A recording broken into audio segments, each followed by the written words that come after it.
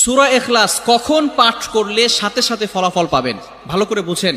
সূরা ইখলাস হচ্ছে পবিত্র কোরআনুল কারীমের ভিতরে ছোট সূরাদের ভিতরে অন্যতম একটি সূরা। তবে ফজিলতের দিক থেকে সূরা ইখলাস হচ্ছে গুরুত্বপূর্ণ ফজিলত, এবং এই সূরাটা এমন একটা সময় আল্লাহ পাক রব্বুল আলামিন নাজিল করে দিয়েছেন যখন আল্লাহ রাসূল সাল্লাল্লাহু আলাইহি ওয়াসাল্লাম দ্বীনের প্রচার করতে লাগলেন।